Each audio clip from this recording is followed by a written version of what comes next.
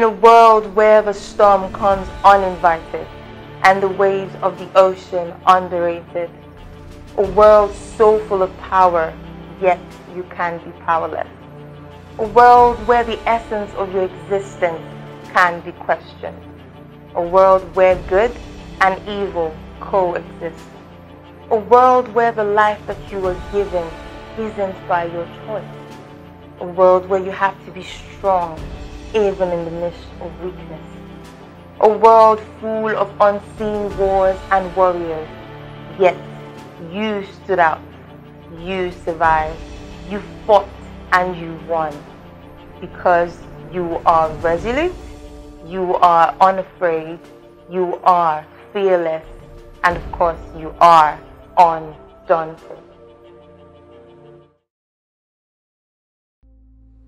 Dr. M.A. Adewale. Meet Adewale, who is a British-born Nigerian medical doctor, author, radio host, co-founder of Save Our World Initiative, SOWI, and a lead consultant and problem management expert. He shares his mental and internal struggles as he had to witness his father physically abuse his mother from age 4. His father left their home when he was 8. He struggled with academics, had an identity crisis, and experienced confusion for most of his early years. His experiences helped him to discover his purpose, and since then, he has been committed to helping people solve problems and create more awareness to the importance of mental health. He is undaunted. Hi, I'm Dr. Adewale. I'm a medical doctor, British born actually. And then I'm a problem management expert. I look for problems all over the place, helping people solve their problem. I'm also the co-founder of Save Our World Initiative, an NGO that has like 60 volunteers from different professions.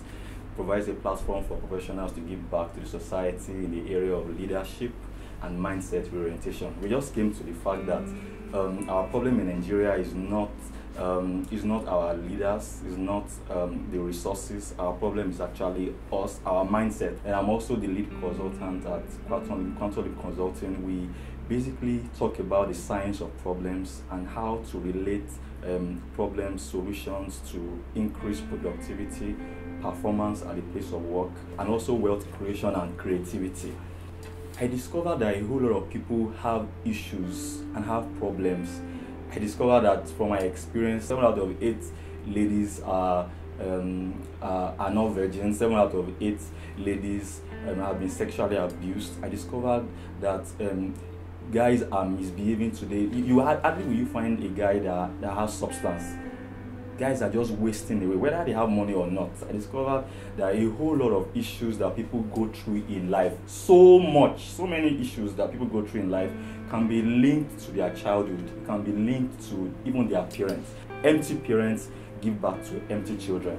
So I was able to discover that the problems that people have in society, I could be of help in helping them solve it. The reason why I really go about helping people solve their problems is there's only one reason.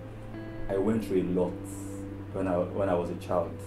Yes, I was born in the UK, but when I came to Nigeria, or when I came to Nigeria with my parents, I discovered when I was 4, I used to call my father to order. Like, I witnessed a whole lot of domestic violence.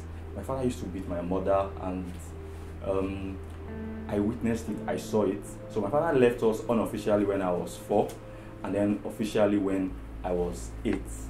And I didn't even know that it really affected me until much later, when I discovered that I was withdrawn. I was very exceptionally quiet, like, let me say extremely quiet. I had poor relations with people, and then right from there my academic performance became like very bad. I was having a whole lot of serious issues with my academics. I knew I was great and big inside, but I just could not actualize that greatness. I didn't know that actually what I saw, all those things I saw when I was 4, really affected me. From the age of 4, because my father left after 4 years officially, I saw his girlfriend. I saw a whole lot of things that a child should not see. I remember that my parents would call me and say, oh, one uncle called me, and then they would now ask for my opinion. What can a 4-year-old or a 5-year-old, what will they have to say? So I saw it. My father would call me, my mother would call me separately. And my father is a very good man, he's a very good guy. But I discovered much later that he had a whole lot of struggles inside him, and it got to a point where he was overwhelmed by what he has gone through or what he was experiencing, and so that became so much that he couldn't handle it at a particular time or at a particular point. He had to leave his family.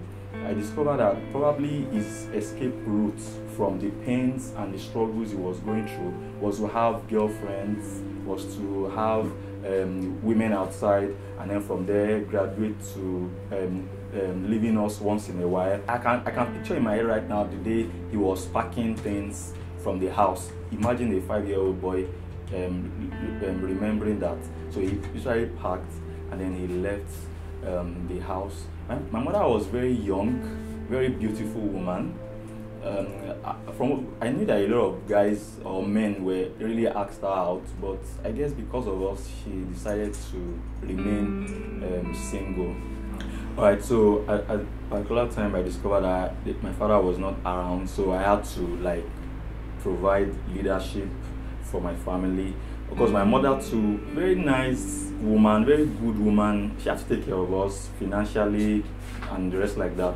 But I also had to step in and encourage my mother, counsel her, be there for her, and then be there for my siblings too. My siblings literally looked up to me, even though I'm 2 years younger than my immediate sibling.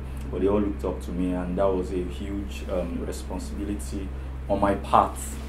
All right, so I experienced a lot of issues, personal issues or struggles. I was very withdrawn, extremely quiet. At times I could be so confused, very lonely. I used to look for places to go to. I used to look for where I could just go to. I just couldn't stay on my own, sit down on my own. I used to look for a place to go to. I used to long for family functions. Of course, I couldn't go to parties now, so I had to long for family functions where we'll all go as a family, and then we'll just play and gist. From there, I was having I had poor relational skills. I couldn't relate with people. Obviously, I didn't have many friends. I didn't even have close friends.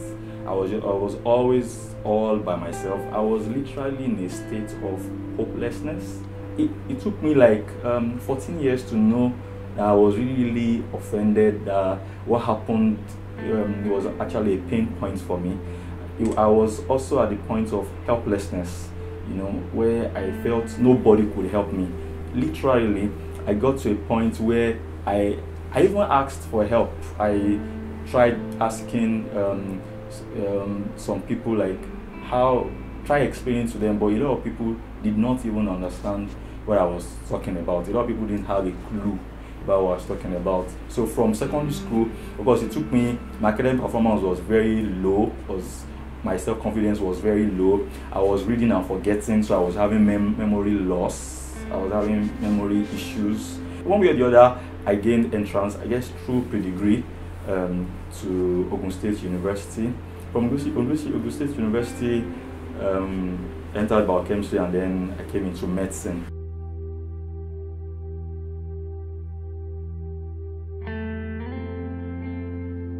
It became so much that I didn't even know, I could not answer some basic questions about myself. I could not help myself out. There was a particular time when I was 18. I asked my first girl out. Guys prepare for what the girl will ask. So because I prepared, and then but I was not expecting one particular question, and that question was my favorite color. I couldn't answer, and then from there, of course, she said no at the end of the day, but it was not really the no. The issue was not the no. I went home thinking, if I didn't know my favorite color, what exactly do I know about myself? That was like the turning moment in my life, like my first contact with myself. I came to a point of admission. Before I came to a point of admission, I started asking myself, I'm sure I asked myself like 100 to maybe like 200 questions about myself. Like, why was I born in the UK? Why am I in Nigeria? Why am I Yoruba? Why was I born into this family? Why am I this quiet? What's my favorite color? What do I like in life? What excites me? What motivates me?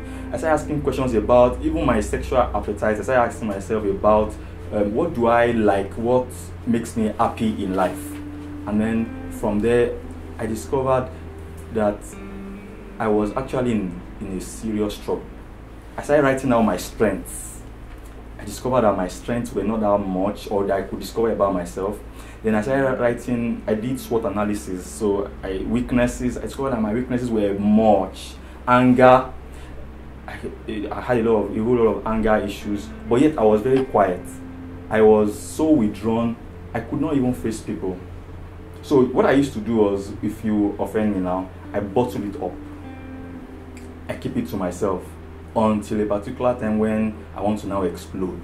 So I didn't know how to express my anger.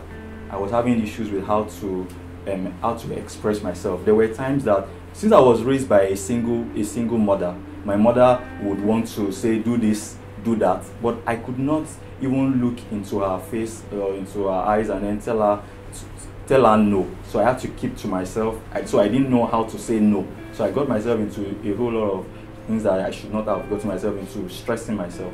So it affected me because I was bottling a whole lot of issues within me. I could not express myself out. By virtue of the stress that we go through, to be able to treat you guys, medical school has a way of amplifying whatever we have inside us.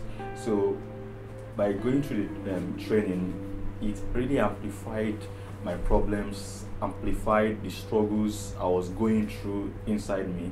I started coming to the fact that I had a whole lot of issues. I came to the point of admission, where I started accepting the fact that I have issues and that I have problems, and that looking at my family background, I was not coming from a normal background. I used to think that my background was normal because my mother really tried to make it normal.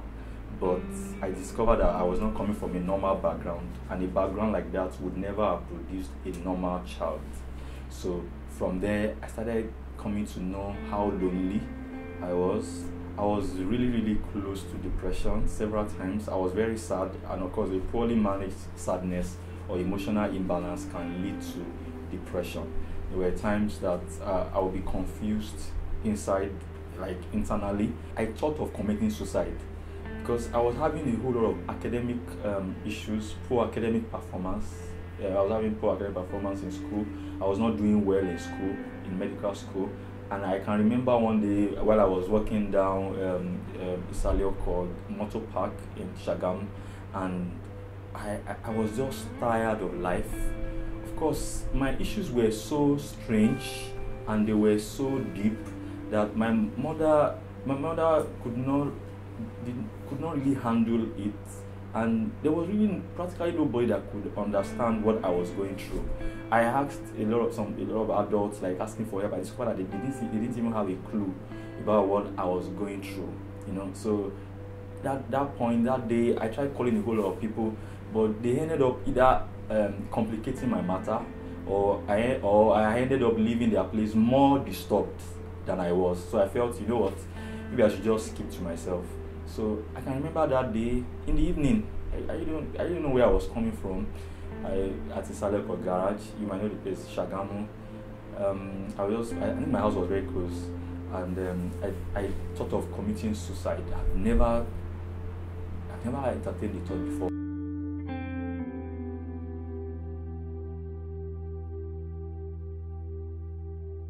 I was in a state of hopelessness. Nobody really understood what I was going through. I myself did not understand. I was losing grip on life. I could not explain why I was having poor academic performance. Of course, I didn't have close friends that I could talk to. I had poor relational skills. I had poor communication skills. I didn't even know how to express myself. There were many times that I would cry. I would be alone in my room and then I would just cry. But there was nobody to talk to. I was practically hopeless. And a lot of people that I felt could help me, they could not really help me. A lot of people that could have counseled me rightly gave me wrong counsel. I was so disturbed that I would just follow their counsel and then I would discover that, oh, it was the wrong one. Or a lot of people, by virtue of what they do, I just get offended. I could not even manage human relations, so I used to get offended easily. I had anger issues. I had a lot of anger issues. So I knew so many people. Interestingly, I was also good at meeting people. So I meet people a lot. I make friends easily. I had to build up a defensive mechanism or a coping mechanism, a wall around me to prevent people from getting to me and then hurting me again. I think what happened was what my father did literally created a wound in my mind that I couldn't run away from. I just don't know why. I think I love my family. I love my parents. I wanted them to be together. So their separation and the divorce, because I went through court proceedings. I was at the court. I saw the court proceedings and the rest. That really affected me and then from there, medical school. There was a particular time because of my poor academic performance, there was one course they call abdomen. And then after looking at my results, I just said, you know what, enough is enough. I need to leave medical school now and just go back home. That was how terrible the issue was. It was not just the failing, it was the internal struggles I was going through, and I just discovered that nobody could help me, and I could not also help myself. Today I look back and I'm so grateful to God that a lecturer just came in, one way or the other, he just came in, and then he just counseled me. I talked to him, and then he counseled me. Do you know what? I can't even really remember what he said till today, but he made so much impression on me that day that I decided to stay back in medical school. And from that day I started charting a course for my life, and today I'm a medical doctor. There were times that I could not even relate to my father because I discovered I was very angry with what he did. People's issues, I take it personal. Do you know what? All these struggles I went through, they were probably because of my family, my mother, my siblings. I took it personal. So their problem became personal until it became a personal problem to me. So I was angry with him that how could he have done such a thing? How could he have, for whatever reason, why would he leave? Why would he leave us alone to eat terrible stuff? We were very poor, very, very poor, and we were living hand to mouth, So why would he do that? So there was a particular time many years ago that I came to that point when I discovered that since I didn't jump down from heaven, my problem actually started when I was given birth to. Literally, our problem started when we were given birth to by genetic makeup.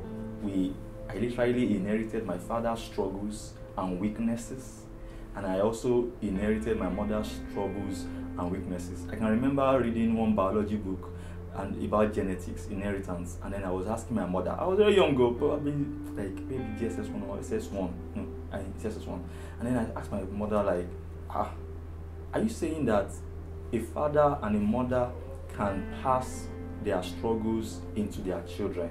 My mother said yes. And I said so one should deal with one's weaknesses and personal issues before one decides to give battle. If not, one will just offload all the weaknesses and struggles that one has and then pass it on to the child. You can imagine a very young child thinking like that.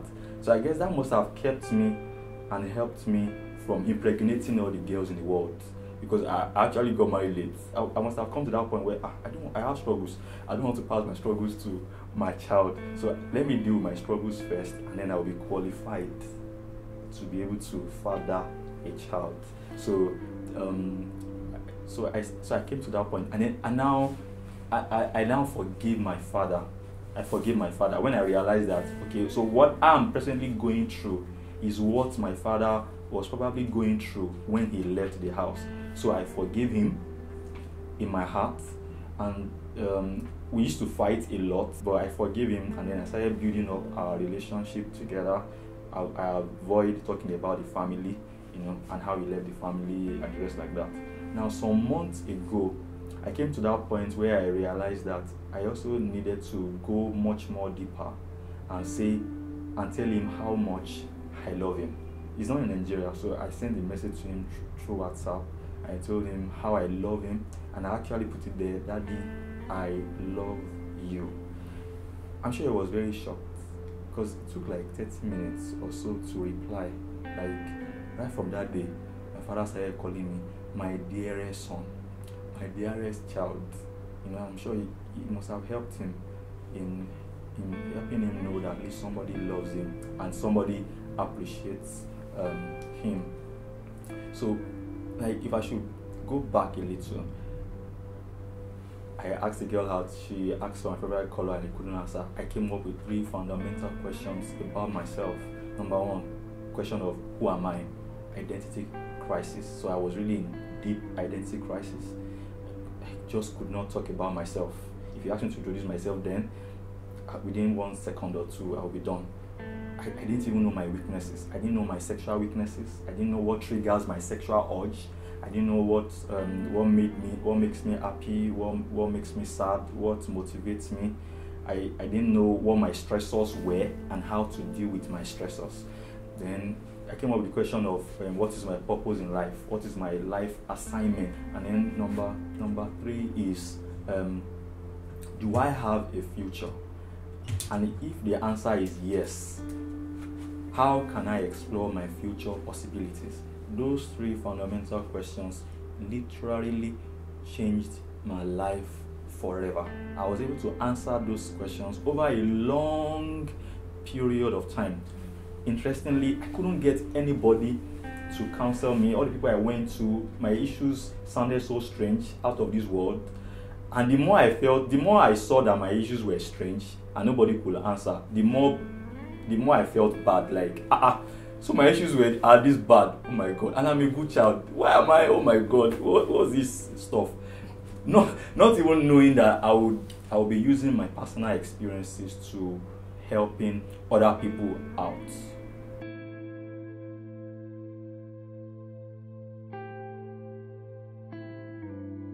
The funniest thing is my parents were not even aware of what I was going through. Even my siblings, they were not even aware. So I came to a point where I had to admit it. I had to accept myself. I had to accept how weak I was. I had to accept how vulnerable I was. So I discovered I had to come to know. It was even at that point I got to know how powerful the mind is. I cried. The mind is so vulnerable and also very gullible.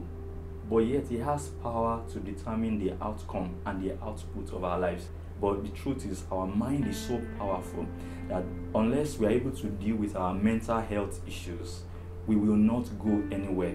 The reason why I was going through a lot of failures, my poor academic performance, not being bold enough to talk to people, confront people, express my views, tell them how I feel, was because of the struggles I had gone through. You know that in Africa, we don't have vocabulary for the mind. And whatever you don't have vocabulary for, you can never know how to relate with it. My mind was so clogged up with so many issues that I had to step by step unravel my mind, understanding how the mind works and then how my own mind works. I was able to do SWOT analysis. I was able to know what are my strengths. I literally wrote them down, what my strengths, which is the internal abilities I have inside me. Like, I have a very loud voice. Like now, I don't need a mic. I have a very loud voice. That's an asset. That's a strength. I make friends easily. That's a strength. Then weaknesses. like internal negatives that I have inside me. Like quiet, one can be so quiet to a fault, like extremely quiet. That's a weakness. Then opportunities. I need to know what are the external pluses I have around me. So I started listing out a lot of positive external influences I had around me. Of course, my mother, my siblings. I started noticing a lot of people around my life or around me that were contributing to me positively. Then threats. What are the negative external influences that I have around me? So I started noticing some negative people around that I needed to stay away from, that were not contributing to me positively. Some radio programs or television programs that I needed to keep away from, because they were not helping me. They were even aggravating my issues and my problems. So I had to stay away from them. So I ended up knowing that I'm literally the architect of my life, and I determine how my life ends. Then as for my purpose, wow, I know my purpose exactly the same way I know my name, even much more than I know my name. I know why I'm here. I know when I want to check out. I know what I want them to write on my tombstone. Like, I know what my life assignment is. I was able to discover it during my life issues and my problems in life. The last question is, do I have a future? And the B part is, how do I explore my future possibilities? So I was able to discover, okay, I have a future. I was able to now plan. I was able to solve the mental health issues that I had. I was able to discover, okay, I have a mental health issue that I needed to deal with, emanating from the experiences I had when I was 4. The majority of what we are going through now can be traced back to our childhood experiences. We literally inherited the weaknesses of daddy and mommy and their strengths and weaknesses.